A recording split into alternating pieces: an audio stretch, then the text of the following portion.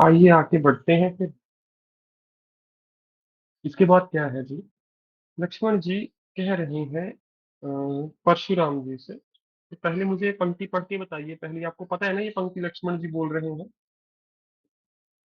लक्ष्मण लखन कहा, हस हमरे जाना, सन्हु देव सब धनुष समाना।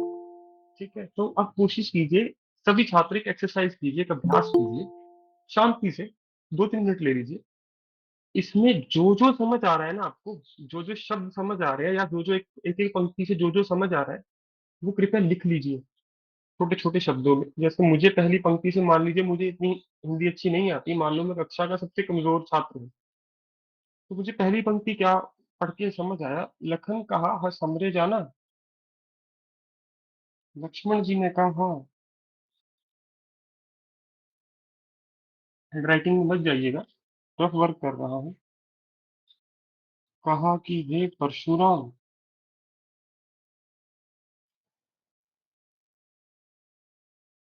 सोनू देव सब धनुष समाना। समाना मतलब इक्वल। हमारे लिए सब धनुष समान है।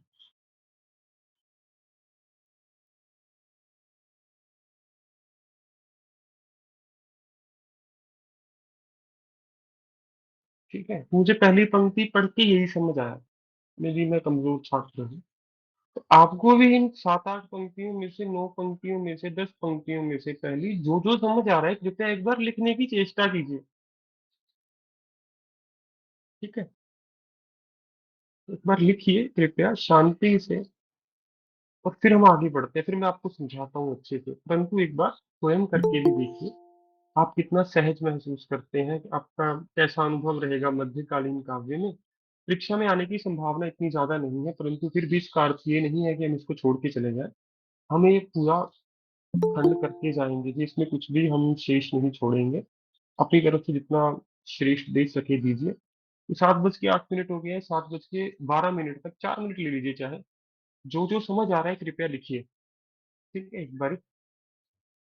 और यदि सबसे आप कहो कमजोर छात्र भी होगा ना कक्षा का, वो भी मुझे लगता है 4-5 पंक्तियां तो लिख ही लेगा इसको देख के, जो समझ आ रहा होगा। तो शुरू कर दीजिए जी सभी छात्र। और ईमानदारी के साथ लिखिएगा जो जो समझ आ रहा है। कोई जल्दबाजी नहीं है, ऐसा नहीं है 4 मिनट ऐसे ही खत्म हो जाएंगे। समय है आपके पास, चाहे 4-5 पंक्तियां समझ के लिखो। और जितना समझ आ रहा है कृपया शांत मन से लिखिए। इससे होगा क्या, आपके अंदर आत्मविश्वास आएगा कि हाँ, आप इतने भी निर्बल नहीं हो जितना आप स्वयं को समझते हैं। तो शुरू कर दीजिए जी। जो छात्र अभी आए हैं उनको बता रहा हूँ, मैंने 4 मिनट दिए हैं।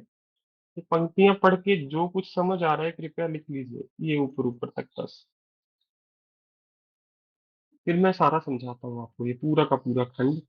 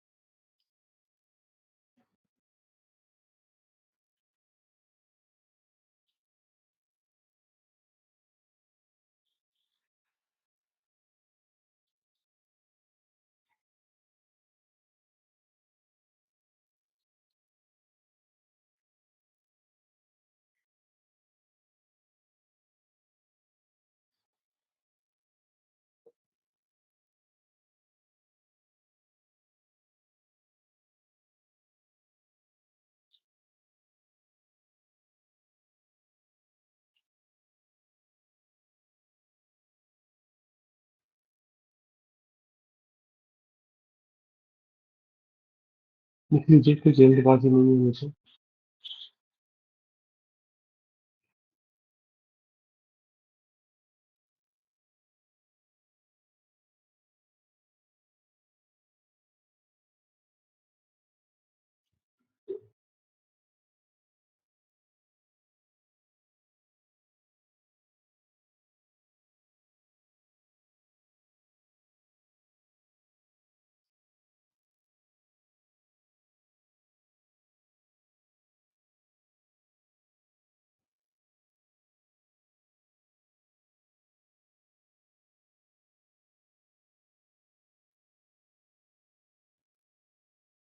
1 मिनट और है आपके पास।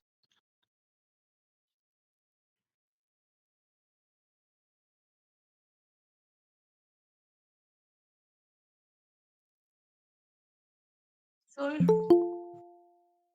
हाँ जी, सर मैंने अभी ज्वाइन किया है, सॉरी, क्या चल रहा है? निश्चिंत रहिए मैम, अभी बस मैं करवाने ही वाला हूँ। मैंने थोड़ा समय दिया था छात्रों को कि एक बार इसको पढ़ के जो समझ आ रहा है वो लिख लो, ताकि आपको आत्मविश्वास आए थोड़ा-सा कि हाँ, अब हम समझ सकते हैं। ठीक है, क्योंकि पिछले 1.5 हफ्ते से हम यही कर रहे हैं। बस 1 मिनट है, 7:15 पे मैं व्याख्या बतानी शुरू करूँगा जी इसकी, तो निश्चिंत रहिए, आपको भी जितना समझ आ रहा है वो एक बार देख लीजिए।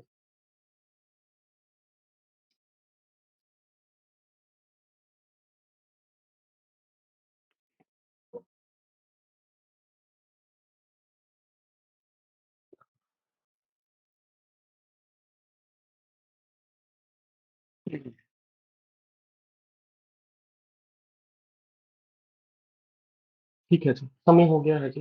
हमने 7 मिनट ले लिए, पर कोई चिंता की आवश्यकता नहीं है। यदि आप लिख रहे थे तो वो समय व्यर्थ नहीं गया हमारा, सारा समय अच्छा रहा हमारा। देखिए क्या कह रहे हैं, लखन कहा, हस हमरे जाना। लक्ष्मण जी हंसते हुए क्या कह रहे हैं कि हमरे जाना मतलब हमारे अनुसार, सबहु देव सुनहु देव सब धनुष समाना, कि हे परशुराम, हमारे अनुसार तो सभी धनुष समान है। धनुष में भेदभाव कब से होने लग गया। का छत लाभ जून धन तोरे। क्या क्षति, क्षति होता है नुकसान, लाभ होता है आपको पता ही है, प्रॉफिट सबको पता होगा। जून धन तोड़े, पीछे यदि धनुष तोड़ भी दिया तो उसमें क्षति या लाभ वाली क्या बात है। आप तो ऐसे रोष कर रहे हो जैसे कोई बहुत बड़ा नुकसान हो गया। देखा राम नयन के भोरे, कि राम जी ने तो सिर्फ देखा ही था धनुष को, परंतु ये टूट गया, अब इसमें राम जी का क्या दोष है। छुअत टूट रघुपति में दोष, कि रघुपति ने तो छुआ ही था इसे राम जी ने, और ये टूट गया। मुनि बिन काज करिए कत रोष, कि हे परशुराम जी, आप बिना कारण ही रोष कर रहे हैं, रोष कर रहे हैं, क्रोध कर रहे हैं। बोले चितै परसू की ओरा, रे सख सुने हूँ स्वभाव न मोरा। परशुराम जी कह रहे हैं ये। परशुराम जी अपने फरसे की ओर देखकर कहते हैं कि हे सख, हे उदंड बालक। उदंड होता है जो बालक क्या करे, उदंड बालक को इंग्लिश में क्या कहेंगे, जो बच्चा नॉन सेंस क्रिएट करे, कि हे उदंड बालक। हाँ, कि तुमने शायद मेरे स्वभाव के बारे में सुना नहीं है, तुम मेरी नेचर को नहीं जानते। बालक बोल बधो नहीं तोए, मैं तुम्हें बच्चा समझ के तुम्हारा वध नहीं कर रहा। केवल मुनि जन जाड़, जड़ जानत मोहे, कि तुम केवल मुझे जड़ मुनि मतलब तुम मुझे कोई मूर्ख साधु समझ रहे हो शायद। जड़ का आपको पता है ना, करत करत अभ्यास से जड़मति हो सुजान, जड़ मूर्ख को कहते हो आप। केवल मुनि जन जड़ जानत मोहे, कि हे लक्ष्मण शायद तुम मुझे कोई मूर्ख साधु समझ रहे हो। बाल ब्रह्मचारी अति कोही, कोही होता है क्रोधी। परशुराम जी कहते हैं मैं बचपन से बाल ब्रह्मचारी हूँ और अति क्रोधी हूँ। विश्व विदित, विश्व विख्यात क्षत्रिय कुल द्रोही, क्षत्रिय कुल का मैं द्रोही हूँ, और ये सत्य सारा संसार जानता है। भुजबल भूमि भूप बिन की नहीं। भूप पता है ना सबको क्या होता है। भूप शब्द पहले भी किया है हमने उस कविता राजा। में जो, हाँ, कि खंडर पे जिसपे भूप अपने क्या कर दे न्योछावर, प्रासाद जिसपे भूतों के हो प्रासाद न्योछावर, मैं खंडर का वो भाग लिए फिरता हूँ, दिल में किसी के लिए याद फिरता हूँ। याद है हम कविता, हाय रे मैं किसी की याद लिए फिरता हूँ। क्या तो कविता का शीर्षक याद करवाओ मुझे, किसी को आत्महत्या। याद है। नहीं नहीं, कविता की कोई पंक्ति याद कराओ। मैं निज रोदन का राग लिए फिरता हूँ, फिर भी दिल में उन्माद लिए फिरता हूँ। जग जिसको झूम उठे सुन गाए। कुछ याद आया कुछ कुछ? मैं सांसों के दो तार लिए फिरता हूँ। कर दिया है छंकृत छूकर जिसे किसी ने। अरे इतने हिंट दे दिए, अब तो उसका याद आना चाहिए, जो उसकी पेट लाइन है, जो उसकी मुख्य पंक्ति है। मैं जगजीवन का भार लिए फिरता हूँ। आत्म परिचय। बहुत बढ़िया। याद है वैसे, कविता याद है, कुछ चिंता नहीं है, मेरा सुन सुन के कुछ कुछ तो याद आ रहा होगा आपको। कविता किसकी है ये? हरिवंश राय बच्चन जी की। शाबाश, हरिवंश राय बच्चन। परीक्षा में आ गई तो कवि का नाम मत भूल जाना। ठीक है, तो मुझे वो भूप वहां से शब्द याद आ गया, भूप शब्द मैंने वहां भी आपको करवाया था। ठीक है, भुजबल भूम भूप बिन की नहीं। कह रहे हैं मैंने ये पूरी भूमि अपनी भुजाओं के बल से कितनी बार राजाओं से रहित कर दी, क्षत्रियों से रहित कर दी। विपुल बार महिदेवन दीनी। विपुल होता है सैकड़ों बार। महिदेवन मतलब ऋषि मुनियों को दान में दे दिए पूरी जमीन, कितनी बार जीत के। सहस बाहु भुज छेदन हारा। सहस्त्र बाहु आपको याद आ गया होगा, मैंने पहली कक्षा में बताया था मध्यकालीन की। कि सहस्त्र बाहु की भुजाओं को यदि किसी ने काटा था, परशुराम कह रहे हैं, तो वो मैं ही हूँ। परसु बिलोक महिप कुमारा। और मेरे परसे से तो महिप कुमार राजाओं के बच्चे भी डरते हैं। बिलोक होता है डरना। समझ गए? मात पितः जन सोच बस करस महिष किशोर। हे लक्ष्मण, अपने माता पिता के बारे में सोचो। ठीक है, मुझे छेड़ने से पहले, मुझे चुनौती देने से पहले अपने माता पिता के बारे में सोचो। महिष किशोर होता है राजा का बेटा। गर्भन के अर्भक दलन। गर्भन मतलब जो गर्भ में बच्चा है, अर्भक मतलब गर्भ में ही बच्चा समाप्त हो जाए। दलन मतलब मार देना। परस मोर अति घोर। कह रहे हैं मेरा जो परसा है ना, ये इतना ज्यादा भयंकर है, घोर भयंकर है, कि छत्राणियों के बच्चे गर्भ में ही इसे देखकर दम तोड़ देते हैं। आप समझे सभी पंक्तियां? यदि कोई शब्द पंक्ति वाक्य नहीं समझ आया, दोबारा पूछो।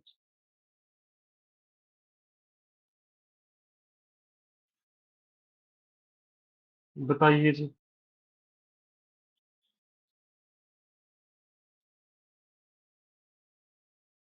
सबको समझ आ गया जी? आगे बढ़े। सर फोर्थ लाइन में है ना, रे सट सुनी सुबह, सर ये बता दो। रेसट सुने सबाहु न मोरा। यही कह रहे हो ना?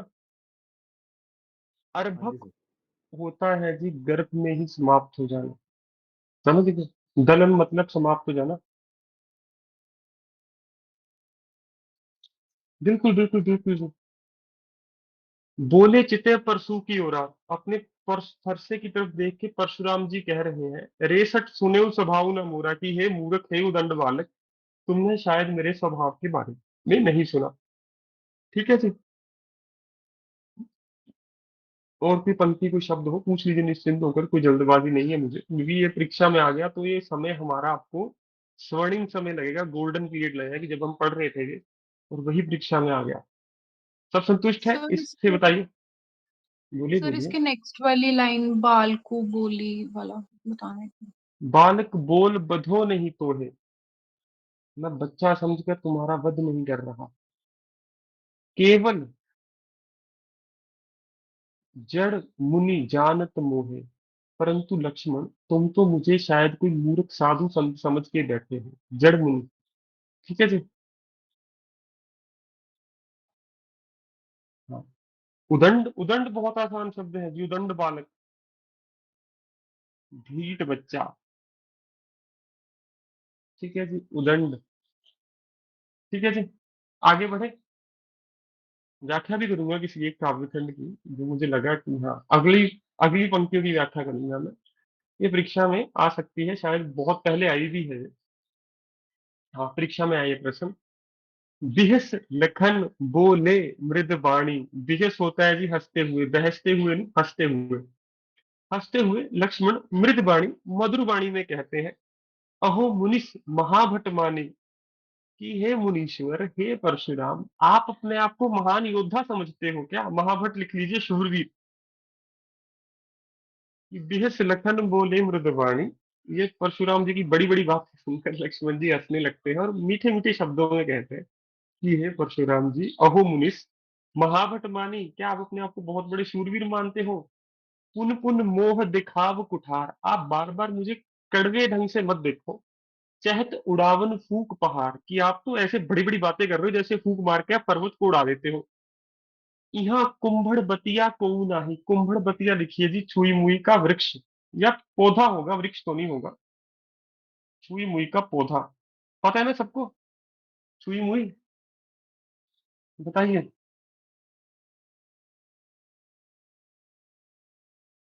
छुई मुई का पौधा। इहा कुंभड़ बतिया कोऊ नाही, प्रीवियस ईयर का क्वेश्चन है, चेक कर लेना। लक्ष्मण कह रहे हैं हम भी कोई छुई मुई के पौधे नहीं है। जे तर्जनी देख मर जाही, तर्जनी होती है सबसे छोटी उंगली। कह रहे हैं हम कोई छुई मुई के पौधे तो नहीं है परशुराम जी, कि आप अपनी सबसे छोटी उंगली से हमें मार दोगे।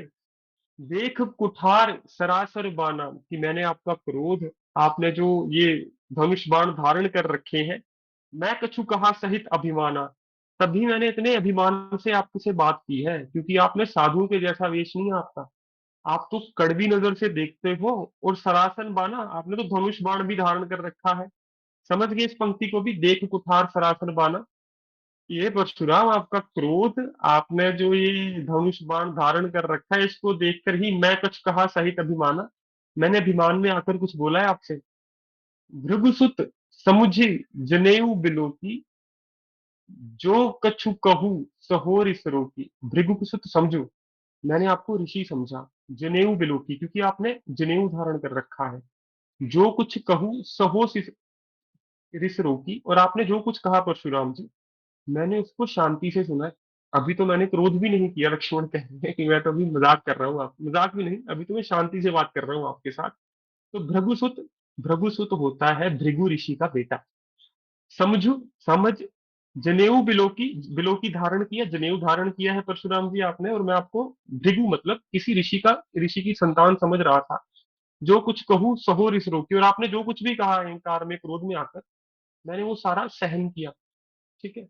सुर महिसुर हरिजन अर गाई, सुर देवता, महसुर महादेवता, हरिजन, हरिजन आपको पता है, हरिजन जो हरि के भक्त है, अरु गाई तथा गाय, हमरे कुल इन पर न सुराई, सुराई मतलब शस्त्र उठाना, कि हमारा कुल, सूर्य कुल, लक्ष्मण कह रहे हैं इन पर कभी शस्त्र नहीं उठाता। बधे पाप अपकीर्ति हारे, यदि हम पर शस्त्र उठाएंगे ना इन पर, तो पाप बढ़ेगा हमारे ऊपर और हमारी अपकीर्ति होगी। कीर्ति, अपकीर्ति सबको पता है ना क्या होता है? कीर्ति को हिंदी, हिंदी का पर्यायवाची शब्द है मेरा नाम यश, अच्छा नाम। अपकीर्ति बुरा नाम। यदि हम इन पर शस्त्र उठाएंगे ना, सुर महिसुर हरिजन अरगाई, बधे पाप अपकीर्ति हारे, तो हमारे ऊपर पाप बढ़ेगा। हमारी जो कीर्ति है संसार में वो नष्ट हो जाएगी। मारत हूँ पा पर ये तुम्हारे, आप तो हमें मारने को दौड़ रहे हैं, फिर भी हम आपके पांव पड़ रहे हैं हे परशुराम। कोट कलिश सम वचन तुम्हारा, कोट मतलब करोड़ों, कलिश मतलब बाण, सम मतलब बराबर, वचन जो मुंह से निकले तुम्हारे, कि हे परशुराम जी आपके जो ये कठोर वचन है ना, ये करोड़ों बाणों के समान है। व्यर्थ दरहु धनु बाण हमारा, और मुझे ऐसे लगता है जो लक्ष्मण कह रहे हैं, जो मैंने धनुष बाण ग्रहण कर रखे हैं ना, ये व्यर्थ है, किसी काम के नहीं है। बताओ, समझ गए यहां तक लक्ष्मण जी क्या कह रहे हैं? यदि कोई प्रश्न जल्दी पूछे, फिर अगली दो पंक्तियां श्री रामचंद्र जी बोलेंगे, वो मैं बताऊंगा अभी कैसे पता चलेगा आपको परीक्षा में। सर ये बान कुठारा, कुठारा क्या है यहाँ पे लास्ट लाइन जो आपने करी है? ग्रहण कर रखा है आप, कुठारा मैम आपके कड़वे शब्द। नहीं, जैसे व्यर्थ धरऊ धनु बाण कुठारा, अच्छा मतलब ये कह व्यर्थ रहे है हो? जो हमने। हाँ हाँ, जी। जो मैंने धनुष बाण ग्रहण कर रखा है जी। कुठारा ऊपर भी आया था, इधर। देख कुठार सरासर बाना, कि मैंने आपका जो धनुष बाण ग्रहण कर रखे हैं, यही देख के तो समझा, अच्छा अभिमान के अच्छा। साथ कुछ बोला, तो कुठार ग्रहण हाँ कर जी। रखा है जी। ठीक है। आगे राम जी कहते हैं, जो बिलोक अनुचित कहूँ क्षमहु महामुनि धीर, अब क्षमा लक्ष्मण तो मांगे नहीं। ठीक है। क्या कह रहे हैं? जो बिलोक अनुचित कहूँ, दो इंसान बोल सकते हैं। यहाँ पे बताइए कौन कौन क्षमा मांग सकता है। एक तो रामचंद्र के गुरु जी, कौन है बताओ मुझे? विश्वामित्र जी। तो विश्वामित्र या रामचंद्र में से, दोनों में से कोई एक बात बोलेगा ये। और मैं ऐसे पढ़ा रहा हूँ आपको जैसे मुझे भी नहीं पता ये कौन बोल रहा है, परंतु हिंट अगली पंक्ति में दिया है। कौशिक। कौशिक पता है किसका नाम है जी? विश्वामित्र जी का नाम। तो ये विश्वामित्र जी की। पंक्तियां, हाँ, विश्वामित्र जी कह रहे हैं कि जो बिलोक अनुचित कहूँ, या राम या विश्वामित्र दोनों में से लिखा ना, कोई चिंता नहीं है, परीक्षा में यहीं तक ही आएगा। क्षमहु महामुनि धीर, इस बच्चे ने जो कुछ भी बोला है अनुचित आपसे, क्षमा कर दीजिए महामुनि धीर, कि आप तो महाज्ञानी है, धीर हैं आप। धीर पुरुष होता है जिसमें धैर्य हो। सुन सरोष भृगु वंश मुनि, बोले बुरा गिरा गंभीर। और विश्वामित्र जी की ये बात सुन के सरोष मतलब रोष सहित, क्रोध से, भृगु भृगु समनी मतलब फिर से परशुराम जी, बोले गिरा गंभीर, इस तरह बोलते हैं जैसे एक बहुत गंभीर पर्वत बोलना शुरू करता है। तो यहाँ पे रूपक अलंकार है गिरा गंभीर। समझ गए? तो विश्वामित्र जी कहते हैं जो भी लोग अनुचित कहो, इस बालक ने जो भी अनुचित कहा आपसे हे परशुराम जी, क्षमहु महामुनि धीर, इस बच्चे को क्षमा कर दीजिए। सुन सरोष भृगुवश मणि, ये सुनकर रोष सहित, क्रोध सहित परशुराम जी बोले गिरा गंभीर, इस तरह बोलते हैं जैसे कोई गंभीर पर्वत कुछ बोलने लगता है। बताइए सारी पंक्तियां समझ आई? इसी की व्याख्या करने जा रहा हूं मैं, पहले आगे कराऊंगा एक बारी, इसी की सर व्याख्या इसको करेंगे। हम सर हम हाँ इसको जी। ऐसे नहीं ले सकते। अब लक्ष्मण ने जैसे ऊपर कहा कि आपके कटुर वचन सुनकर भी मैं चुप रहा हाँ, और ये मेरे ठीक है व्यर्थ ठीक है, हैं, तो आगे बताइए। वो लक्ष्मण जी ही माफी मांग रहे हो तो? नहीं नहीं, लक्ष्मण माफी नहीं ना मांगे, ये तो समस्या है, ये तो समझना है आपको। लक्ष्मण बाद में नहीं माफी नहीं मांगेंगे। वो ढीठ बालक है वो नहीं सुनते किसी की, वो कह रहे हैं चला दो, चलाना है जो, मैं नहीं डरता। ठीक है, वो तो बार बार उनको उकसा रहे हैं, और यही इनकी गेम थी राम लक्ष्मण की, कि एक क्या कर रहा है, बार बार आग लगा रहा है, दूसरा पानी फेंक रहा है, और उस परशुराम जी को समझ नहीं आ रहा मैं करूँ तो क्या करूं। क्रोध से आते हैं रामचंद्र जी, मीठे मीठे वचन बोल देते हैं, उनका क्रोध शांत होता है। फिर लक्ष्मण जी आग लगा देते हैं कि चलो जलो, शाबाश जलो। फिर वो जल जाते हैं। फिर विश्वामित्र या राम शांत करते हैं, फिर लक्ष्मण जी कुछ कह देते हैं। और ये क्रोध का उतार चढ़ाव परशुराम जी को समझाता है कि आप अहंकार में जी रहे हो। ठीक है, कि आपको तो बच्चे नहीं बोलने देते, कि आपने माना कि हजारों क्षत्रियों को आपने रण में हराया है, परंतु जब बच्चे आपके सामने सत्य बोलेंगे ना, तो जीवन में ये शिक्षा मिलती है कि आप कितनी भी अचीवमेंट्स ले लो, कुछ भी ले लो, पर जिस दिन आपके सामने सत्य खड़ा होगा ना, चाहे वो छोटे बच्चे के रूप में ही हो, आप उस दिन कुछ नहीं कर पाओगे। आपसे शस्त्र भी नहीं चलाए जाएंगे, आपका ज्ञान सारा क्षीण हो जाएगा, क्षीण होता है व्यर्थ हो जाएगा। समझ गए? तो इससे सीखना है जीवन में। तभी मैंने शुरू करने से पहले बताया था कि कितना भी इंसान क्रोध में हो, उसकी तारीफ कर दो, फिर देखो मजा। ठीक है, फिर आपके चेहरे पे स्माइल रहेगी। हाँ, भृगु मनी ये परशुराम जी का पर्यायवाची शब्द है जी। ठीक है। हाँ, इस पद की व्याख्या दीजिए मैंने, बिल्कुल जी। ठीक है, आगे आइए जी। यहाँ पे सब संतुष्ट है ना मुझसे? बताइए, कोई प्रश्न है जल्दी पूछ लीजिए, मैं आगे बढ़ता हूँ। क्योंकि प्रीवियस ईयर में प्रश्न आया है यहाँ से, इसीलिए मैं यहाँ पे सबसे ज्यादा समय दे रहा हूँ मध्यकालीन काव्य में। विशाल जी बोलिए। सर क्लास रिकॉर्ड हो रही है? हाँ जी जनाब, हो रही है जी। आगे है। सर कुलिस का मतलब क्या बताया था आपने? कोट कुलिस मैम, बाण। क्या? करोड़ों बाणों के समान है आपके वचन। पुलिस वैसे हथियार का पर्यायवाची शब्द है, तो मैं बाण मान के चल रहा हूँ। ठीक है, शस्त्र को आप पुलिस कहते हो, शस्त्र का पर्यायवाची शब्द है। ठीक है जी। कोट होता है करोड़ों, सम वचन तुम्हारा, तो करोड़ों बाणों के समान वचन है परशुराम जी आपके। व्यर्थ धरु धनु बाण हारा। और मैंने जो धनुष बाण ग्रहण कर रखे हैं, मुझे ऐसे लगता है व्यर्थ है, यूजलेस है, मेरे किसी काम के नहीं है। न लक्ष्मण जी कुछ कर पा रहे हैं, न परशुराम जी, बस वाद विवाद चल रहा है दोनों के बीच में। ठीक है जी, आगे बढ़े। बताओ, एक बार मैं सारी करवाऊंगा फिर व्याख्या लिखूंगा, ऐसे नहीं है। एक बार अभी फ्लो में है, एक उसमें लय में चल रहे हैं, लय में समाप्त करते हैं इसको। कौशिक सुनु मंद ये बालक, कुटिल काल बस निज कुल घालक। परशुराम जी कहते हैं, कौशिक सुनो मंद ये बालक। कौशिक मतलब विश्वामित्र जी, हे विश्वामित्र, ये जो बालक है ना, तुम्हारा जो छात्र है, शिष्य है, ये मंद बुद्धि है। मन तो पता है ना आपको, ठीक है, जो स्लो हो, स्लो माइंडेड। कुटिल काल बस निज कुल घालक। कुटिल होता है जो हठी हो, हट, हट करने वाला। काल बस मतलब काल के वश में है, निज मतलब अपना, कुल घालक जो अपने कुल का नाश करवाएगा। क्योंकि परशुराम जी का क्या कैसा स्वभाव है, यदि उनको किसी पे गुस्सा आता है ना, तो उस एक व्यक्ति को नहीं मारते, पूरा का पूरा उसका जो वंश है उसका नाश कर देते थे। तो परशुराम जी विश्वामित्र को कह रहे हैं कि हे विश्वामित्र, ये तुम्हारा जो शिष्य है ना, मंदबुद्धि है ये, ढीठ है, काल के वश में है, और ये अपने कुल का नाश करवाएगा अपने हाथ से। भानु वंश राकेश कलंक। भानु सबको पता ना क्या है? भानु किसको कहते हैं? भानु किसका पर्यायवाची शब्द है, बताओ? सूर्य का। सूर्य का। ठीक है, तो भानुवंश मतलब क्या हुआ जी? सूर्य वंश राकेश कलंक। सूर्य वंश के राजाओं के नाम पे ये कलंक है बच्चा। निपट निरंकुश। निरंकुश मतलब जिसपे कोई अंकुश नहीं होगा। अबुध असंख्य, ना तो इसका अपनी जबान पे कोई नियंत्रण है, अबुध है, इसको कोई ज्ञान नहीं है, असंकु मतलब ये किसी की सुन भी नहीं रहा यहाँ पे। तो ये सारे विशेषण बता रहे हैं परशुराम जी लक्ष्मण के लिए, कि ना तो इस पे कोई अंकुश लगाने वाला है, अबुध है, इसको कोई ज्ञान नहीं है। असंकु होता है जी उदंड। उदंड आपको पता है क्या होता है, बताइए? ढीठ। ठीक है। काल कवल हो ये क्षण माही। काल कवल मतलब काल को प्यारा। हो ये मतलब होगा, क्षण आपको पता है, एक सेकंड। माही, ये अभी कुछ ही क्षण में काल को प्यारा होने वाला है। कहो पुकार खोर मोहि नाही। खोर होता है गलती।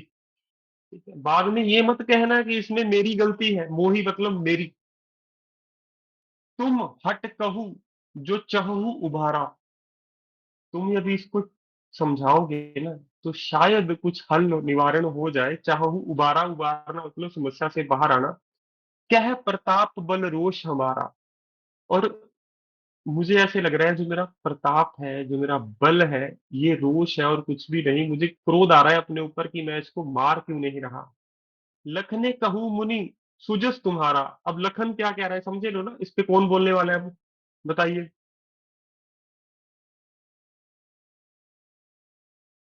बताइए, अब लक्ष्मण जी बोलेंगे ना, लखन के हूँ। लखन के हूँ मुनि सुजस तुम्हारा। जस अपजस। जस मतलब जो अच्छा नाम है, सुजस मतलब बहुत अच्छा नाम। लक्ष्मण कहते हैं जो आपका बहुत अच्छा नाम है ना परशुराम जी, तुम ही अक्षत को बरने पारा। ये केवल आपके मुंह से ही अच्छा लग रहा है। तुम ही अक्षत, अक्षत का अर्थ होता है तुम्हारे रहते दूसरा। ठीक है, तुम ही अक्षत को बरने पारा, कि तुम्हारे रहते कोई दूसरा। इतनी अच्छी व्याख्या नहीं कर सकता अपने आप की। अपने मुंह तुम अपनी करनी। अपने मुंह से तो आप अपनी ही बात बता रहे हो, अपना ही यश बता रहे हो, अपने मुंह मियां मिट्ठू बन रहे हो। बार अनेक भांति बहु बरनी। और बातों बातों में तो आपने कई बार बहुत कुछ कर दिया। बार अनेक, कई बार, भांति बहु बरनी, बहुत बार आप बहुत कुछ कर भी चुके हो बातों बातों में। नहीं संतोष तो पुन कछ कहूँ। संतोष नहीं हुआ, संतुष्टि नहीं हुई अपना यश गुणगान करके, दोबारा कह दीजिए। पुनः मतलब दोबारा, कुछ कहूँ दोबारा बोल दीजिए। जन रिस रोक दुसह दुख सहु। आप अपने गुस्से को रोकिए मत, क्योंकि इससे आपको ही रोष हो रहा है, आपको ही दुख हो रहा है। रिस होता है क्रोध। जन अपना रोष, अपना रिस, अपना क्रोध रोक कर दुस्सह दुख सहु। आप ऐसे ही असह दुख सह रहे हो, बोलो जो कहना है आपको। वीर बत्री तुम धीर अशोभा। वीर व्रती मतलब आप वीर महापुरुष हो, यदि तुम धीर अशोभा, तो आप धीर क्यों नहीं धर रहे हो? धैर्य कहाँ है आपका? क्योंकि यदि कोई वीर पुरुष अपनी प्रशंसा अपने मुंह से करता है ना, तो वो उसको शोभा नहीं देता। गारी देत मतलब गाली देना, न पावहु शोभा। वीर पुरुष को गाली देना शोभा नहीं देता। समझ रहे हो इन पंक्तियों का अर्थ, बताओ? आधी पंक्तियां परशुराम की है, ऊपर वाली 5, नीचे वाली 4 लक्ष्मण जी कह रहे हैं। सूर समर करनी करही, कही न जानवही आप। सूर क्या होता है बताइए मुझे। शूरवीर। शूरवीर, शाबाश। समर,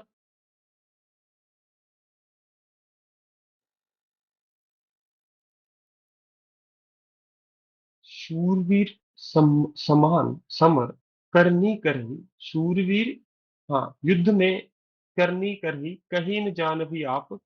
शूरवीर, इन पूरी पंक्ति की व्याख्या बताता हूँ, ये शब्द भी बताता हूँ बाद में यदि पूछना चाहोगे। जो शूरवीर होते हैं ना, करनी करही, वो करते हैं, कहीं न जान जनाब ही आप, जनाब आप बोल ही रहे हो, कर कुछ नहीं रहे जो शूरवीर करते हैं। जनाब ही का अर्थ है जनाब, आप मतलब ऊ की मात्रा काट दो आप। सूर समर करनी करही, शूरवीर के बराबर होना यदि आप, तो जो करना है करिए।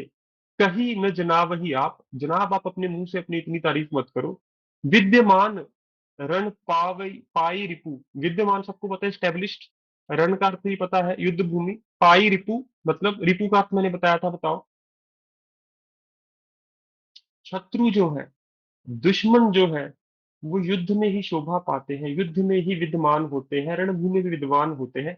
कायर कथ ही प्रताप, कायर लोग ही अपने मुंह से अपनी तारीफ करते हैं। ठीक है, बताइए समझे क्या कहना चाहते हैं लक्ष्मण यहाँ पे। सर अब जो दोबारा पूछना है यहाँ बताइए। पे पूछिए। विद्यमान रण विद्यमान पाई। रण पाई रिपु, जो शत्रु होता है ना, वो रणभूमि में ही अच्छा लगता है। कायर कथ ही प्रताप, कायर लोग ही अपना प्रताप बताते हैं, अपना गुणगान करते हैं। समझ गए ना। वैसे विद्यमान का अर्थ है स्टैब्लिश, कहाँ पे स्टैब्लिश, रणभूमि में। और और सर पूछिए ये बाकी। अछोबा, अछोबा क्या था ये लास्ट टाइम? बीर शोभा, अशोभा, शोभा होता शोभा है नहीं देना। आपको शोभा देना, कोई चीज सुटेबल लगना आपके ऊपर। अछोभा होता है जो आपको सूट नहीं कर रहा, मैम आपका बुरा नाम हो रहा है जिससे। ठीक ओके है जी। सर। और पूछ, माफ कीजिए, सर और पूछिए जी। बोलिए। सर मैं कह रही थी लास्ट वाली लाइन की एक बार व्याख्या करी तो सर नहीं समझ आया मुझे। वीर वीर व्रति व्रति तो। तुम धीर अछोभा, यही कह रहे हो हाँ जी सर। आप। वीर व्रति है, तुम धीर अछोभा।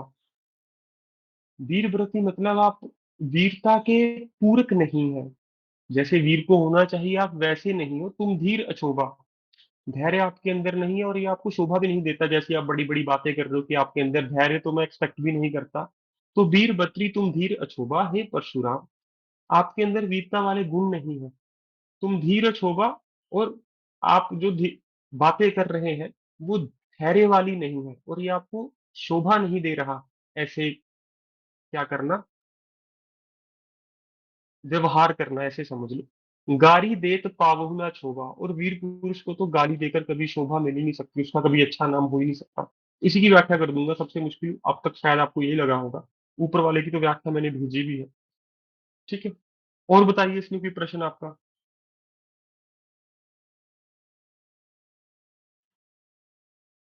कोई और शब्द है निश्चिंत होकर पूछ लीजिए, क्योंकि मैंने एक शब्द की व्याख्या नहीं समझाई यहाँ पे, पूरी पूरी पंक्तियों में चला हूं मैं यहाँ पे। और कोई शब्द आपको परेशान कर रहा है पूछ लीजिएगा, वरना मैं इसी की व्याख्या करने वाला हूँ, कोई चिंता का विषय नहीं है। आगे आइए से, अभी भी पढ़ा है ना। हाँ,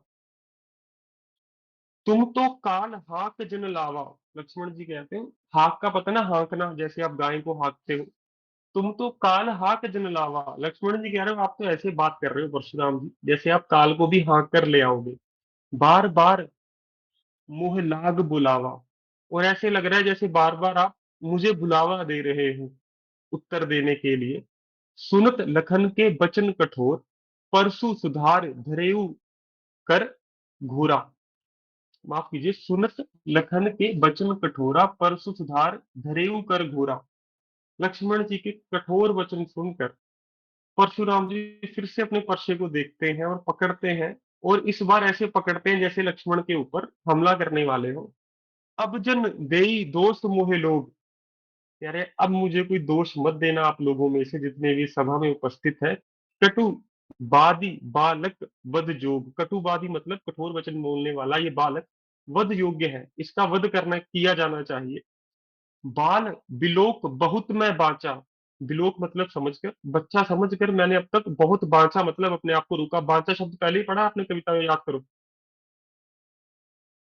उसे दुख, उसे सुख का बोध तो होता था, आभास तो होता था, परंतु दुख बांचना नहीं आता था। याद है? कन्यादान। कन्यादान। तो बांचना क्या होता था? छिपाना, छिपना, छिपाना। तो बाल बिलोक बहुत मैं बांचा, अब तक बच्चा समझ गए मैंने अपने क्रोध को छिपा कर रखा था, अपने आप को रोक के रखा था। अब ये हूँ मारन हार बह साचा, परंतु अब इसको मारने में मुझे कोई दुख नहीं होगा बाद में। अब बहु मारन, अब यहू मरण हार मतलब अब ये मारने योग्य हो गया है। भा साचा, और इसने ये सिद्ध भी कर दिया है। कौशिक कहा क्षम हूँ अपराध, फिर से विश्वामित्र जी कहते हैं प्रभु माफ कर दीजिए।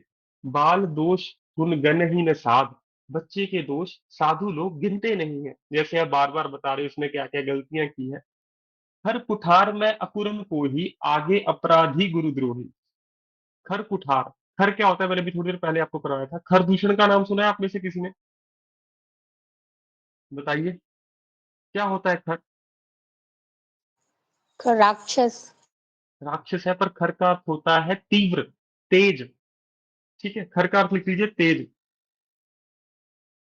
खर कुठार में अकरन को ही, कुठार का अर्थ ही बताया था मैंने थोड़ी देर पहले, आपको याद करवाओ।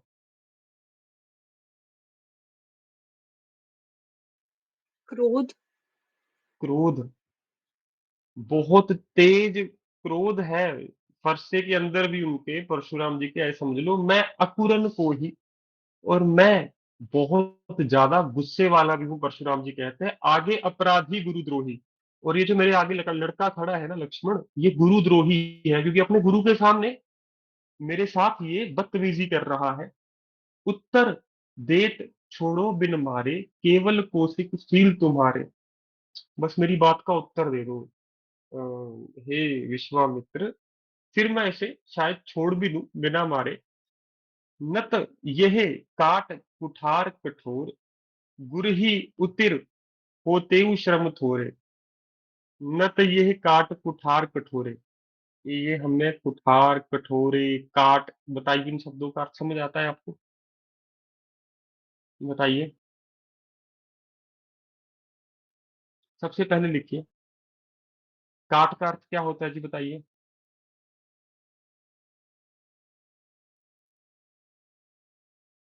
सर काटी, काटना। Very good, very good. कुठार मतलब वही जो यहाँ पे फरसे को बोला है। बिल्कुल जी। कठोर न तो तो ये है कठोर। काट कुठार कठोरे, शाबाश। यदि तुम उत्तर नहीं दोगे ना विश्वामित्र मेरी बात का, कि मैं इसे क्यों छोड़ूं, ये कटेगा मेरे परसे से थोड़ी देर में ही, बहुत जल्द। गुर ही उऋण होतेउ श्रम थोड़े, और बहुत थोड़े श्रम से, बहुत थोड़े ही मेहनत से मैं अपने गुरु के ऋण से उऋण हो जाऊंगा। याद है ना, शिव जी इनके गुरु हैं परशुराम जी के, शिव जी ने अपना धनुष दिया इनको। और ये परशुराम जी अपने गुरु का ऋण कैसे चुकाना चाहते हैं कि जिसने मेरे गुरु का धनुष तोड़ा है, यदि मैं उसका वध कर दूं तो मैं अपने गुरु के ऋण से मुक्त हो जाऊंगा। और अब परशुराम जी कह रहे हैं अपने मुंह से कि यदि मैं इसको काट दूंगा ना तो बड़ी कम मेहनत लगेगी, मैं अपने गुरु के ऋण से उऋण हो जाऊंगा। गुर ही ऋण होतेउ श्रम थोड़े, श्रम होता है मेहनत, थोड़े मतलब बहुत थोड़े श्रम से, बहुत थोड़ी मेहनत से इसको मार कर मैं अपने गुरु के ऋण से उऋण हो जाऊंगा।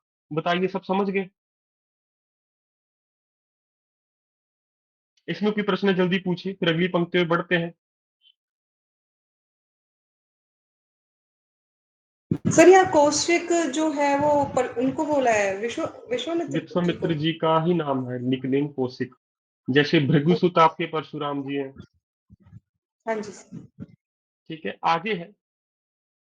गाद सुन के हृदय हसी, मुनि हरियरे सूझ। गाधी सुन, यहाँ पे गाधी सुन भी नाम लिख लीजिए किसका है, विश्वामित्र जी का ही नाम है। आप कहेंगे सर इतने नाम कैसे याद रखेंगे? एक बार मेरे साथ पढ़ लीजिए, जीवन में कभी याद आपको भूलेगा नहीं। ठीक है, क्योंकि हम इतनी मेहनत कर रहे हैं इस पे, समय दे रहे हैं, मुझे तो पसीने आ रहे हैं गर्मी में। परंतु हाँ, एक बार आपने पढ़ लिया ना आपको ये ऐसे ही याद हो जाएगा, चाहे आज से 5 साल बाद भी पढ़ोगे। ठीक है। गाधी सुन कह हृदय हसे, ये सुनकर ना जो हमारे विश्वामित्र जी, वो अपने हृदय में मतलब अंतर मन में हंसते हैं। हंसी मुन ही हरि हरे सूझ, कि हे मुनि, जो हरा है वो आपको हरा नहीं दिख रहा। अब ये हरा हरा क्या कर रहे हैं, अगली पंक्तियों में आएगा। अय मैं खाड़ न उख में, अजहू न बूझ अबूझ। अय में लिखिए जी। अय में का अर्थ है लोहे जैसा, खाड़ है धनुष, खाड़ है धनुष। खाड़ वैसे, खाड़ भी इसका शस्त्र का ही पर्यायवाची शब्द है। खड़ग, हाँ खड़ग लिख लीजिए चाहे इसको, खाड़ से खड़ग बन जाएगा, धनुष धनुष नहीं बनेगा। ऐ में खाड़ न उख में, अजहू न बूझ अबूझ। अपने मन में क्या सोच रहे हैं विश्वामित्र जी, कि जिन्होंने इतने भारी धनुष को ऐसे ही तोड़ दिया हो, औमुख, अजहू न बूझ अबूझ, वो कोई बच्चा नहीं हो सकता। ठीक है, तो अब अपने मन में ये दो पंक्तियां बोल रहे हैं विश्वामित्र जी, कि हे मुनि, आपको अभी तक हरा रंग हरा नहीं दिख रहा है। हरा रंग यहाँ पे तात्पर्य है जो बलवान है, आप उसकी बलवता को नहीं देख रहे हो। और जिसने ये इतना लोहे जैसा धनुष बच्चों के जैसे तोड़ दिया हो, जूझ बूझ अबूझ, जाने अनजाने में, आप उनके पराक्रम को समझ नहीं पा रहे हैं शायद।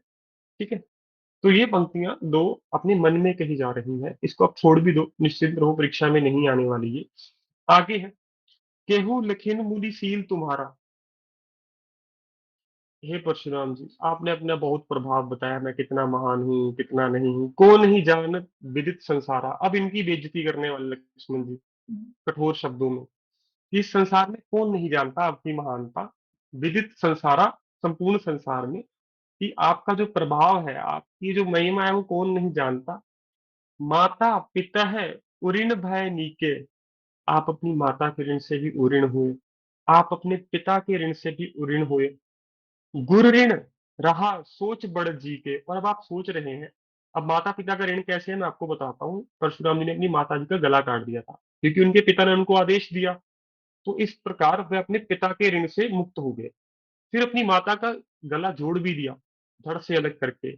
इस प्रकार वो अपनी माता के ऋण से भी उऋण हो गए। उऋण होना होता है कर्ज मुक्त। गुरु ऋण रहा सोच बढ़ जी के, और लक्ष्मण कह रहे हैं अब आपको लगता है आपके ऊपर गुरु का ऋण भी बहुत चढ़ चुका है, क्योंकि गुरु से आपने शिक्षा ग्रहण की है। सोजन हमरे माथे काढ़ा, और ऐसे लग रहा है कि अब आप ये उऋण होने का जो आपका खेल है ना, वो आप हमारे माथे पर मढ़ना चाहते हो, गुरु से उऋण होने का। दिन चल गए ब्याज बढ़ बाड़ा, और बहुत दिन हो गए हैं आपके ऊपर गुरु जी का ऋण चढ़े हुए, तो ब्याज भी बहुत बड़ा हो गया होगा।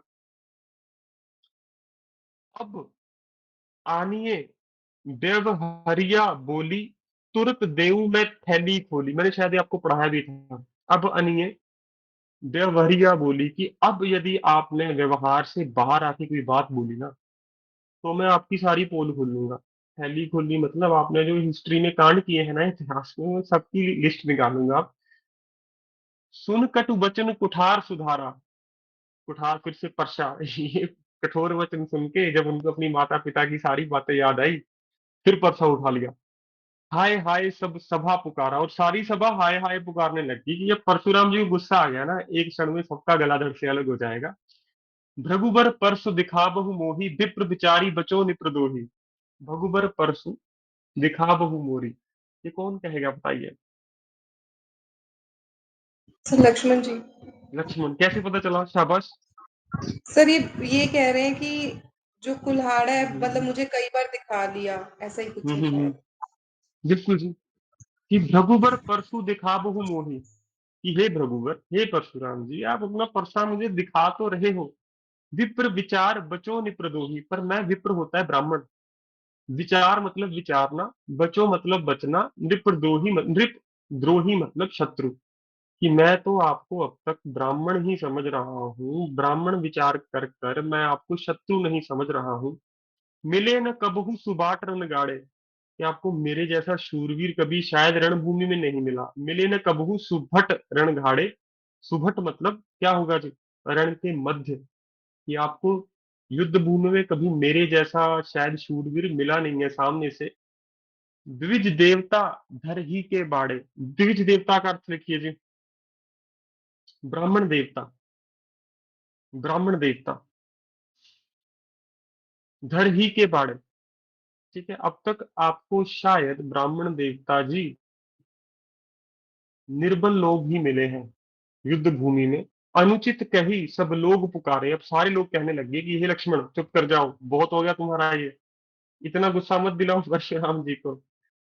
रघुपति सैन्य ही लखन निवारे, अब रघुपति जी ने बड़े प्यार से लक्ष्मण जी की तरफ देखा। सैन्य ही मतलब प्यार से, लखन निवारे निहारना, लक्ष्मण जी की तरफ देखा। लखन उतर आहूति सरस, भृगुबर कोप कुसान, बढ़त देख जल सम बचन, बोले रघुकुल भान। लखन उतर आहुति सरस, लक्ष्मण जी के जो उत्तर है, अब उसको राम जी ने कहा नियंत्रण कीजिए अपने शब्दों पे। भृगुकुल, भृगुबर कोप कुसान, कि ये परशुराम जी का जो कोप है ना, क्रोध है, वह बहुत भयंकर है। बढ़त देख जल सम वचन, अब परशुराम जी का क्रोध क्रोध जो बढ़ रहा है उसको देख के जल के समान वचन, मतलब ठंडे वचन, मीठे वचन, बोले रघुकुल भान। अब श्री राम जी मीठे वचन बोलेंगे इसके बाद परशुराम जी के क्रोध को शांत करने के लिए, जो पानी के समान है। बताइए समझ आया जी? क्या अंतिम पंक्तियों की व्याख्या करना पसंद करोगे? क्योंकि परीक्षा में ज्यादातर अंतिम और पहला ही ज्यादा पूछा जाता है। ये भी पूछा जा चुका है, बिहस लखन बोले मृदवाणी, प्रीवियस ईयर क्वेश्चन है ये। या फिर मैं चाहता हूं मैं इसका करूं, अब आप बताइए किसका करना है। और जो मैं नहीं करवाऊंगा उसकी व्याख्या भेजूंगा, निश्चिंत रहिए, ऐसा नहीं है कि नहीं भेजूंगा। बताया भी है। इसका ये मुश्किल है मैं इसलिए करवाना चाहता हूँ, ये परीक्षा में आ सकती है मैं इसलिए कराना चाहता हूँ। बताइए आप किस तरफ है? अंतिम परीक्षा वाला कर लेते हैं, दूसरा मैं आपको भेज देता हूँ कक्षा समाप्त होने के बाद। ठीक है जी, आइए फिर।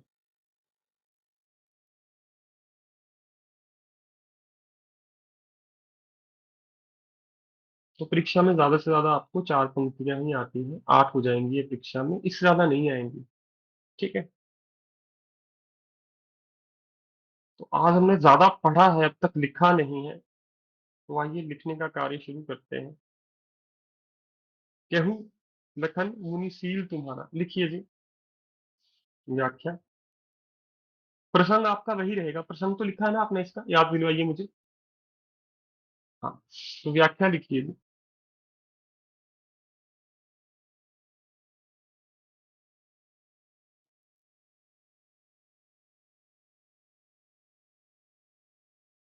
सर्वप्रथम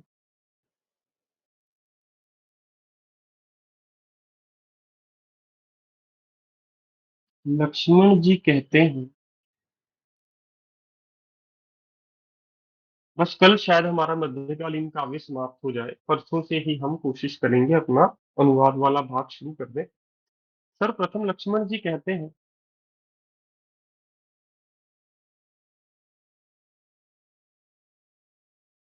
कि हे परशुराम जी, परशुराम जी और लक्ष्मण के साथ जी जरूर लिखना, ठीक है, परशुराम मत लिख देना, सिर्फ वो अपमानजनक हो जाएगी बात। सर्वप्रथम लक्ष्मण जी कहते हैं कि हे परशुराम जी, शील महानता,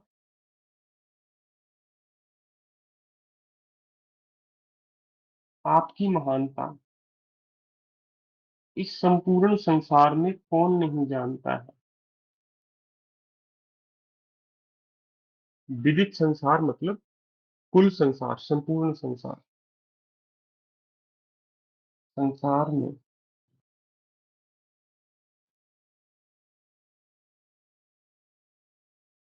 कौन नहीं जानता है।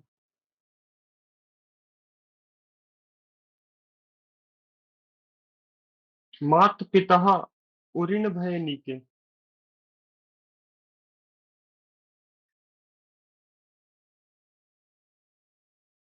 आप अपनी माता जी के ऋण से उऋण हो चुके हैं।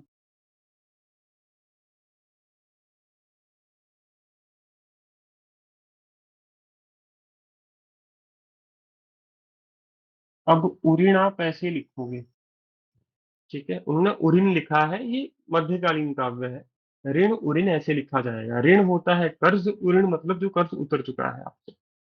ठीक है, आप अपनी माता जी के ऋण से उऋण हो चुके हैं।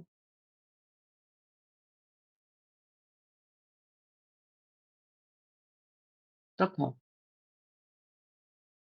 अपने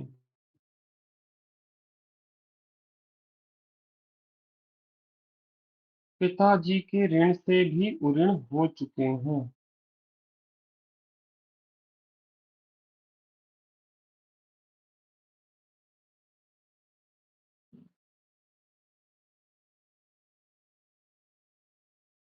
गुरु ऋण रहा सोच बढ़ जी के। अब आप सोच रहे हैं,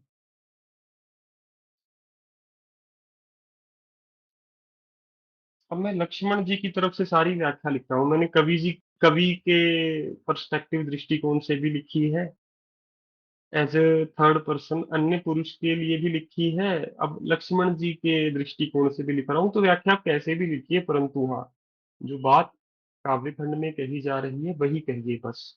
ठीक है, अब आप सोच रहे हैं कि गुरु ऋण रहा सोच बढ़ जी के, कि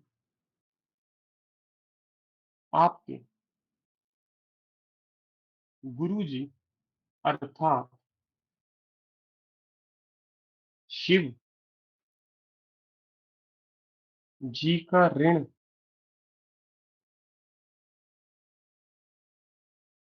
आप पर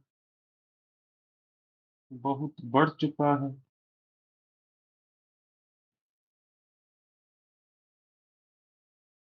सोजन हमरे माथे काढ़ा। आप अपने गुरु के ऋण से उऋण होने, आप अपने गुरु जी के ऋण से उऋण होने का,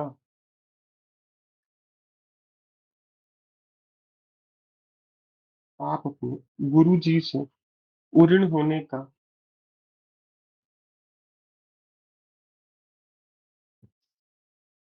क्या हमारे ऊपर मरना चाहते हो?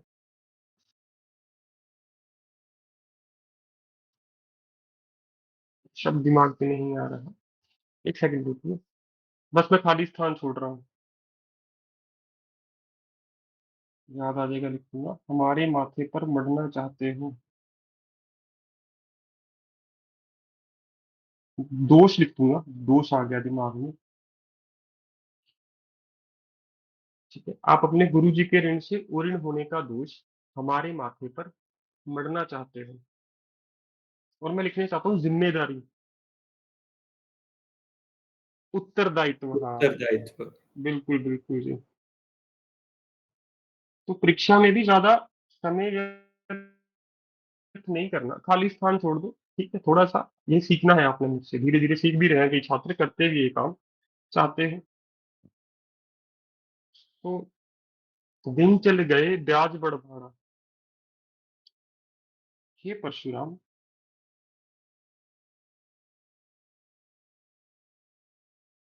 आपकी चिंता यह है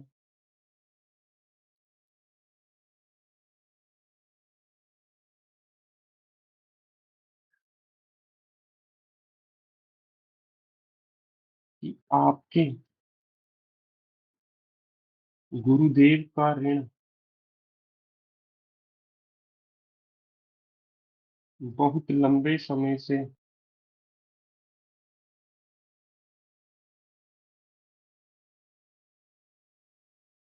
आप पर शेष है, इसलिए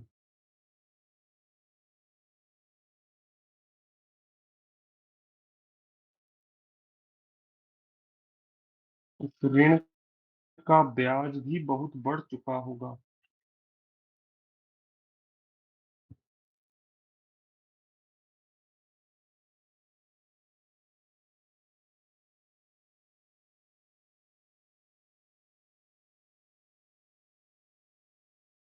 आप मेरा वध करके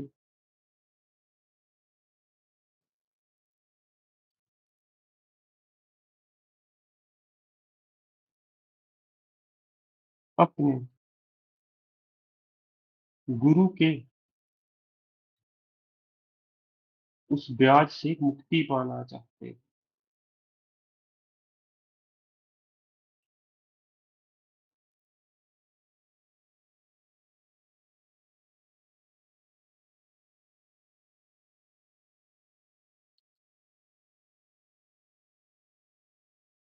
अब अनिये व्यवहरिया बोली, तुरत देऊ में थैली खोली। लिखिए जी।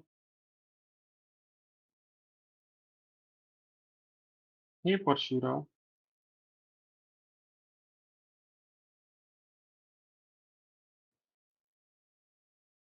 अब आप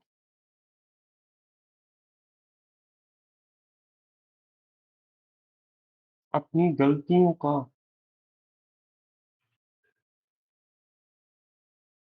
हिसाब करना शुरू कर दीजिए,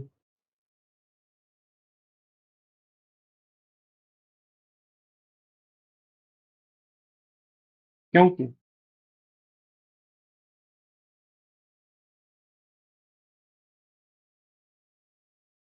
मैं आपकी त्रुटियां आपको स्मरण करवा कर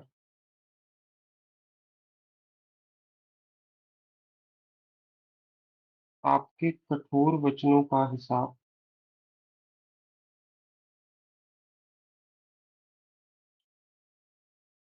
चुकता करने जा रहा हूँ।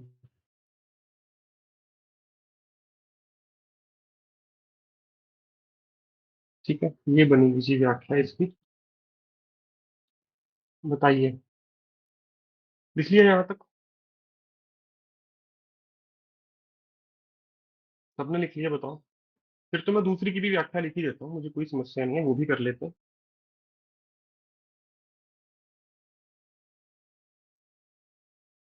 कोई प्रश्न पूछ लीजिए। मैंने कोई शब्द स्मरण, देखिए ठीक लिखा है। स्मरण क्या होता है? से याद। याद। बिल्कुल। ठीक है, तो ये व्याख्या बनेगी जी आपकी इन 4 पंक्तियों की अच्छी खासी। इसके साथ प्रसंग भी होगा, इसके बाद विशेषताएं भी होगी। मुझे विशेषताएं बताइए जी, कौन सी है?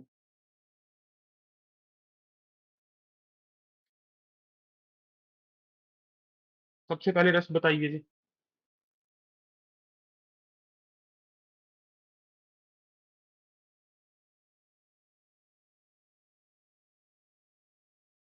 कोई रस बताना चाहेगा? रौद्र रस। रौद्र रस ही लग रहा है। बहुत बढ़िया जी। रौद्र रस पता है आपको क्या होता है? कोई छात्र बताना चाहेगा? सर जब क्रोध क्रोध। में कुछ कहा जाए। क्रोध में जब रस उससे आएगा ठीक है। जी, हाँ, तो वो रौद्र रस होगा। ठीक है, लिखिए जी। इन पंक्तियों द्वारा रौद्र रस की अनुभूति की जा सकती है।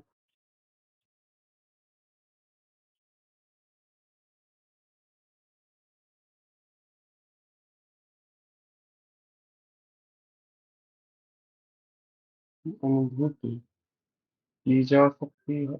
अलंकार बताइए जी, शाबाश।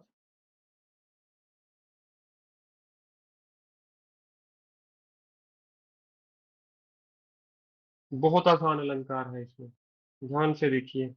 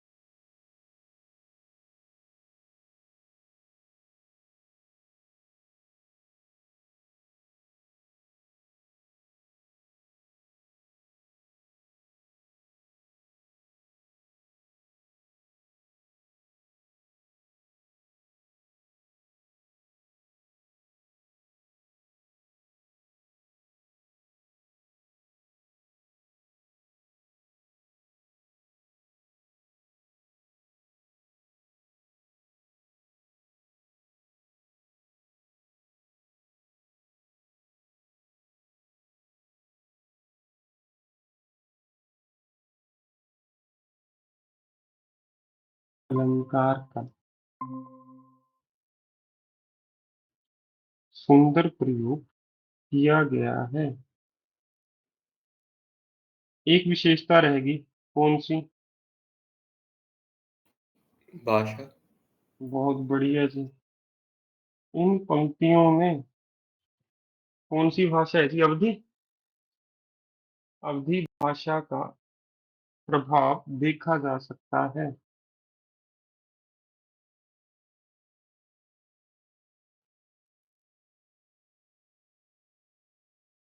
चलो, समय है तो वो भी कर ही लेते हैं जो मुश्किल है।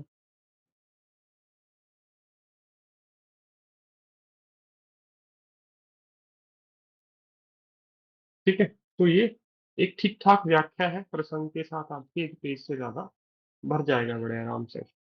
बताइए, सब संतुष्ट है इस व्याख्या से? तो प्रश्न कोई शब्द गलत लिखा हो निश्चिंत होकर बताइएगा, तो ऐसी बात नहीं है बुरा समझने वाली। सर वो ठीक है, स्मार्ट नहीं ठीक करने वाला है बस। क्या आधा तो आएगा सर? हाँ जी सर। शाबाश। स्मरण, स्मरण। ठीक है, स्मरण। ये पहले भी शब्द हमने कई बार डिस्कस किया है। आधे छात्र कहते हैं पूरा स आएगा, आधे छात्र कहते हैं आधा स आएगा। तो इसको दोबारा देखिएगा आज। ठीक है, इसलिए सिर्फ एक शब्द अंडरलाइन किया है मैंने आज। आगे आइए जी, अगली पंक्तियां भी अभी सर कर तो लेते हैं इसमें जल्दी जल्दी। पूरा र भी तो आता है स्मरण में। स्मरण कर दो मैम आप। सर पिछली बारी कुछ दिन पहले क्लास में डिस्कस हो रहा था, तब आपने ही बिल्कुल लिखवाया बिल्कुल। था। बिल्कुल मैम, तो लिख लीजिए पूरा पूरा जो मैंने पिछली बार लिखवाया था, याद करवाओ मैम। सर वो आधा स म पूरा पूरा र और फिर अण। शाबाश, लिख लीजिए। हमने पहले भी किया है शब्द क्लास में, और अगर आप पीछे जाओगे तो आपको मिल जाएगा। स्मरण, स्मरण, स्मरण नहीं, स्मरण। पूरा पूरा लिख लीजिए। ठीक है जी, और बताइए जी, आगे बढ़े।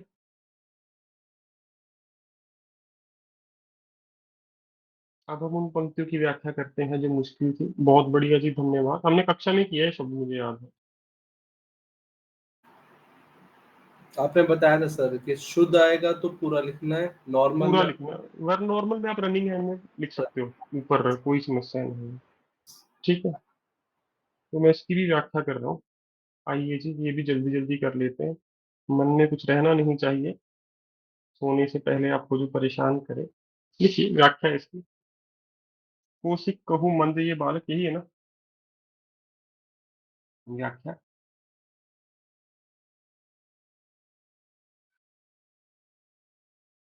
लिखिए, सर्वप्रथम यहाँ पे यही आया था। सर्वप्रथम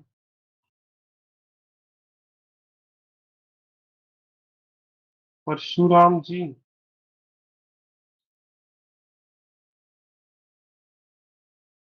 विश्वामित्र,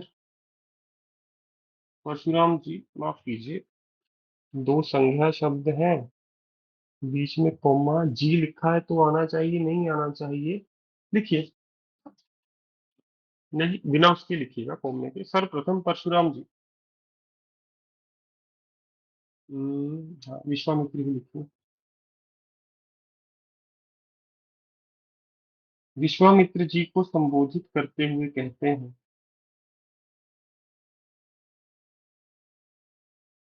यदि मैं जी ना लिखता फिर कोमा लगता है इनके बीच में भी। करते हुए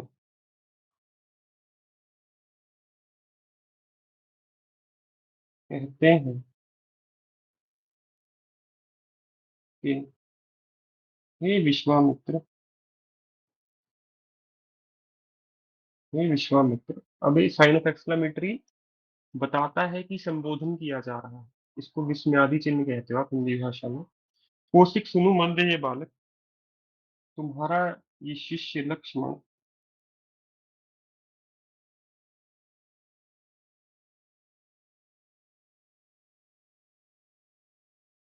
ठीक है, अब मंद ये बालक, यहाँ पे ये बालक लिखा है, आप उसको बताइए परीक्षा में लक्ष्मण जी की तरफ। संकेत किया जा रहा है, तो व्याख्या और अच्छी हो जाएगी कि हे विश्वामित्र, तुम्हारा ये शिष्य लक्ष्मण क्या है? मंद ये बालक, कुटिल काल बस निज कुल धारक।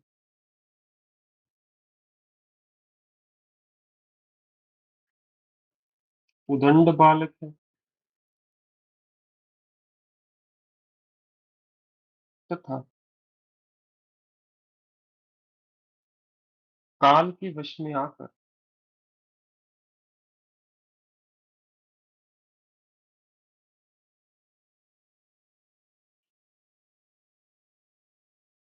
अपने वंश के अंत का कारण भी बनने जा रहा है।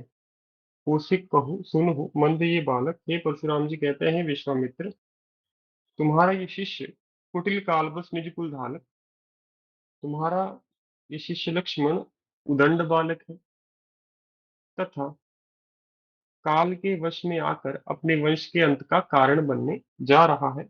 भानु वंश राकेश कलंक। लिखिए,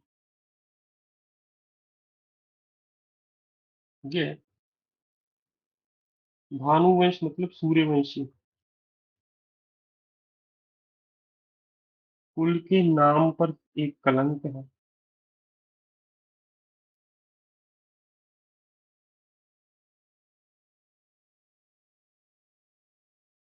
निपुट निरंकुश अबुध असंख्य, ठीक है, कलंक है तथा तथा बहुत मूर्ख।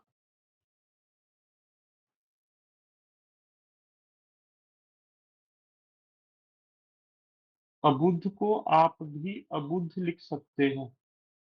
अबुद्ध मतलब जिसमें बुद्धि ना हो, तथा बहुत मूर्ख, अबुद्ध, निरंकुश जिसपे कोई अंकुश लगाने वाला ना हो। ठीक है, लिखिए, नियंत्रण रहित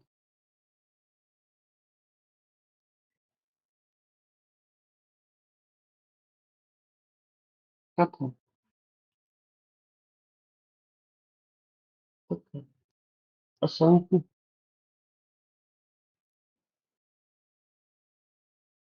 क्षमा योग्य नहीं है। अब क्षमा योग्य मैंने अपनी तरफ से लिख दिया, यही कहना चाहते होंगे परशुराम जी। तो यदि एक शब्द समझ भी ना आए परीक्षा में, ज्यादा चिंतित नहीं होना। पर्यायवाची शब्द, जो मूर्ख है वो अबुद्ध भी है, नियंत्रण रहित भी है तथा क्षमा योग्य नहीं है। काल कवल होये क्षण माही। आगे लिखिए जी।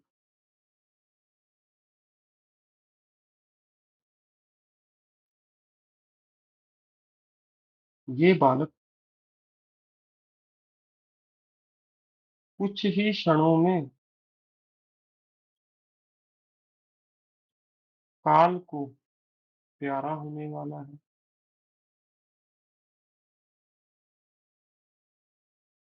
अर्थात, अब मैं अर्थात क्यों लिख रहा हूँ, मुझे पता है भी मेरी व्याख्या बहुत बड़ी नहीं हुई है। तो यदि काल को प्यारा होने वाला है, ये थोड़ा अप्रत्यक्ष रूप से लिखा है, तो इसको अर्थात लिख के आप इसकी स्पष्टता भी बना सकते हो और अच्छी। अर्थात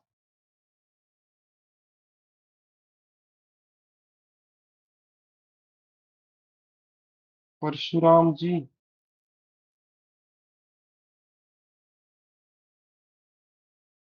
लक्ष्मण जी का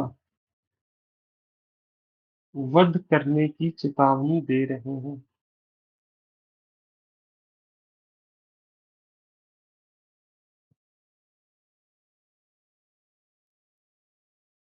कहो पुकार खोर मोहिना है, क्योंकि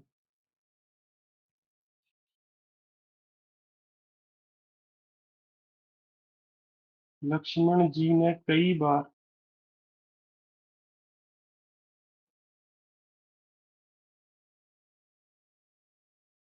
परशुराम जी के सामने, क्योंकि लक्ष्मण जी ने परशुराम जी के सामने कई बार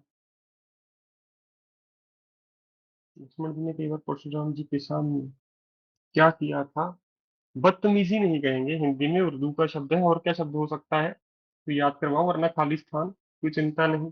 दुर्व्यवहार। दुर्व्यवहार। बताइए जी, ठीक लिखा है मैंने दुर्व्यवहार, जो आपने शब्द बताया? ठीक है, किया था। इसलिए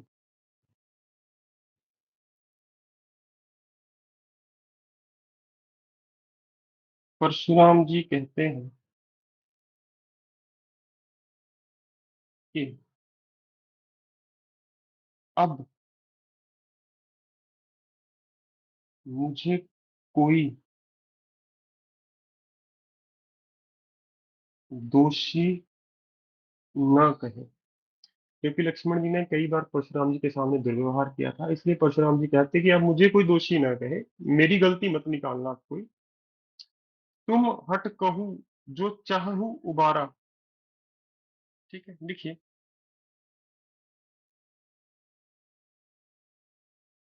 तुम हट कहूँ जो चाहूँ उबारा। ठीक है। हे विश्वामित्र, यदि तुम चाहते हो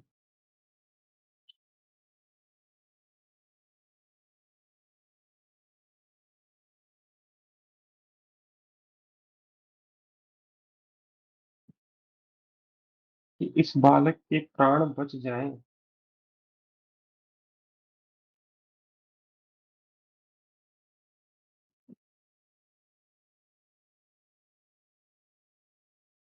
तो इस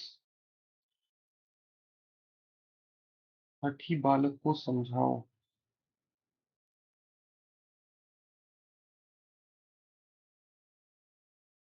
तुम हट कहूँ जो चाहूँ उबारा, कहे प्रताप बल रोष हमारा, तथा इस बच्चे को, तथा इस बालक को मेरे बल एवं प्रताप का परिचय दो।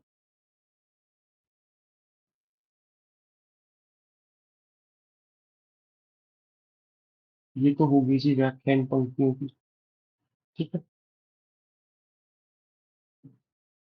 अब मान लीजिए परीक्षा में यही चार पंक्तियां हैं और आपका भी आधा पेज ही भरा है, लगभग आधा या 60-70%। तो इसके बाद आप कुछ अपनी तरफ से भी लिख सकते हो, कोई समस्या नहीं है। शिक्षक यहाँ तक पढ़ के तो समझ जाएगा कि हाँ आप व्याख्या उसी बात की कर रहे हो। अब इसके बाद क्या लिखिएगा?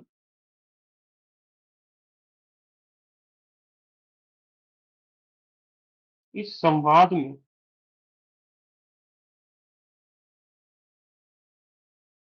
लक्ष्मण एवं परशुराम जी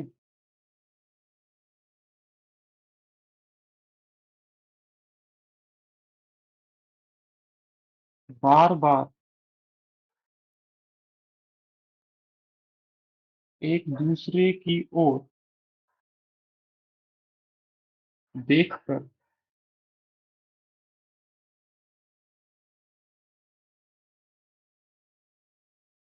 क्रोध व्यक्त करते हैं,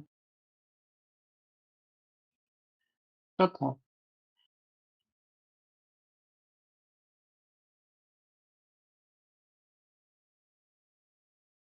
अपना अपना रोष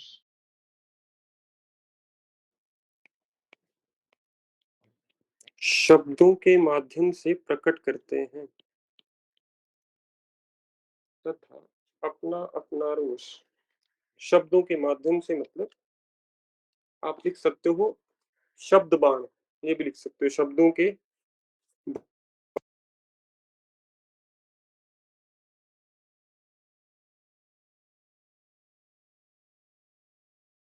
व्यक्त करते हैं,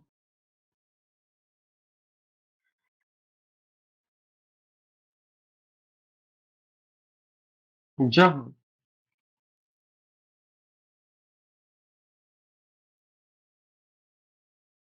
लक्ष्मण जी बार बार परशुराम जी के क्रोध को आमंत्रण दे रहे हैं।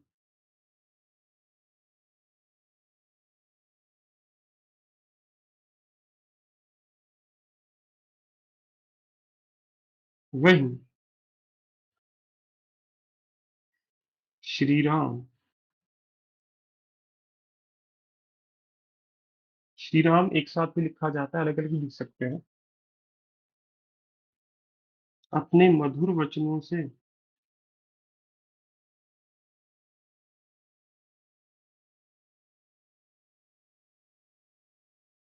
परशुराम जी के क्रोध को शांत कर रहे हैं।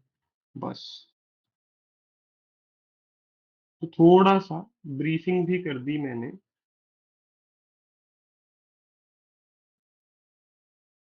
ठीक है, तो जब जब भी आप किसी ऐसी दुविधा में फंस जाओ कि आपका एक पेज पूरा नहीं भरा और आपको उस कविता का ज्ञान है कि कविता किसके बारे में लिखी गई है, तो आप अंत में ये भी कर सकते हो। कोई बुराई नहीं होती इसमें। उल्टा शिक्षक को ये संदेश जाता है कि आपको कविता के बारे में सारा ज्ञान था, चाहे सिर्फ 4 पंक्तियां ही दी गई। ठीक है, तो इससे आपकी एक सुंदर व्याख्या तैयार हो जाती है। अब मुझे बताइए इसमें अलंकार, रस। अनुप्रास, कौन सी? कुटिलकार, बस। नहीं मैम, 3 शब्द चाहिए मुझे, 2 नहीं चाहिए। रौद्र रस ही आएगा। रस तो रौद्र रस है, कोई चिंता नहीं। अलंकार बताइए सर।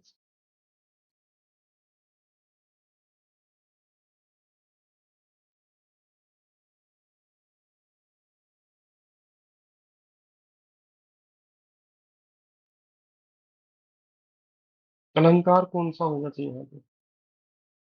अपनी महिमा कर रहे हैं बार बार परशुराम जी, बताइए।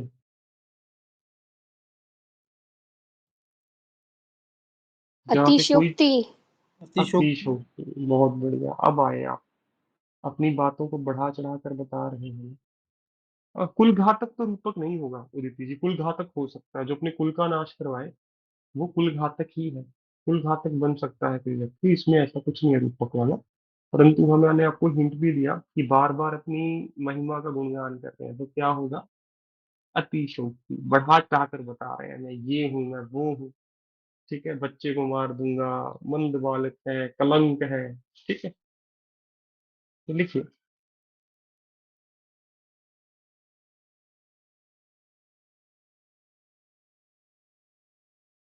इस काव्य के माध्यम से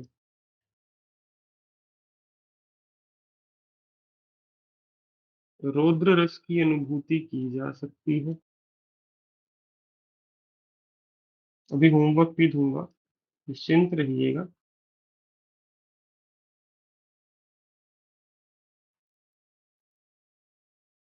इन पंक्तियों में, अरे,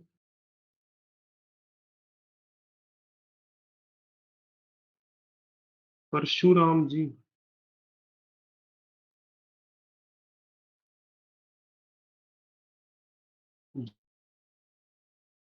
जी की महिमा को बढ़ा चढ़ा कर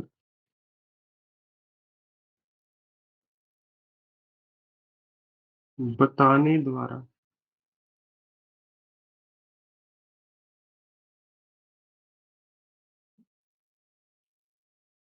अतिशयोक्ति अलंकार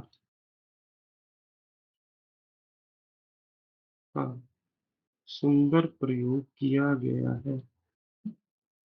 कोई बात नहीं, अलंकार हो जाएंगे। भाषा आपको पता ही है।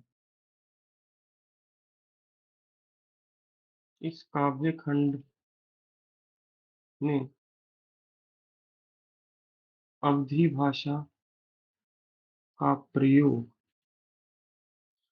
स्पष्ट देखा जा सकता है।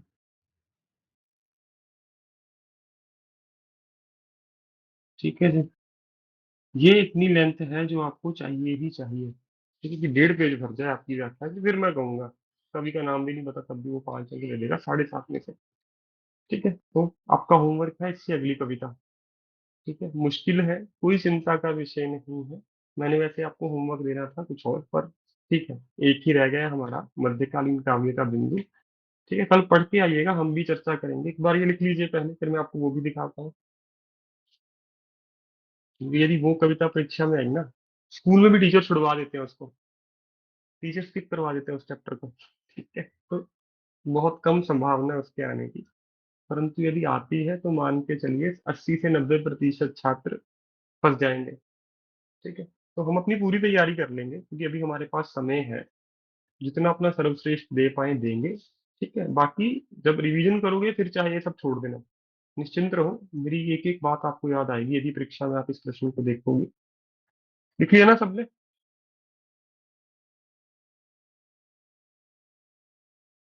अब आपका होमवर्क है देव, कवि है। ठीक है, मध्यकालीन काव्य के 1673 में इनका जन्म हुआ है जी।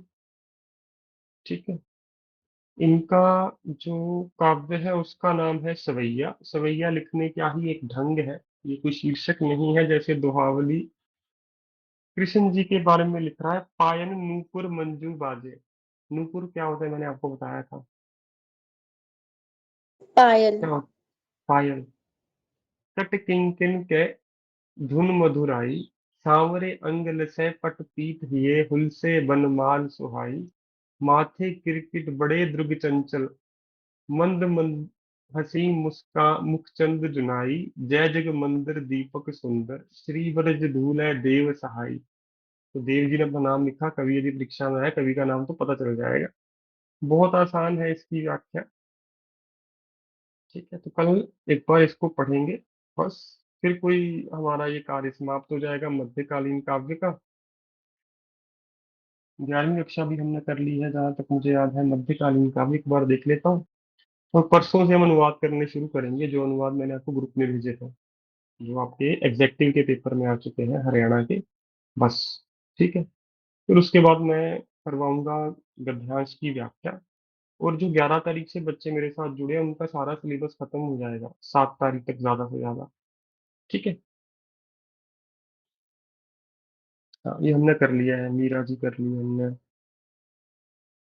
कबीर जी कर लिए हमने। हाँ, तो हमारा सिलेबस लगभग खत्म हो जाएगा 7 तारीख को। और मैं आशा करता हूँ आपका पेपर हो जाए जुलाई के पहले हफ्ते में, ज्यादा देरी नहीं होनी चाहिए इसमें। और यदि देरी होती है तो आपकी तैयारी तो जून 15 तक हर हालत में एक बार खत्म कर दो, फिर उसके बाद रिवीजन रिवीजन रिवीजन बस। ठीक है, कोई प्रश्न है या छात्र रुक सकते हैं, बाकी छात्र जा सकते हैं जी। बहुत बहुत धन्यवाद।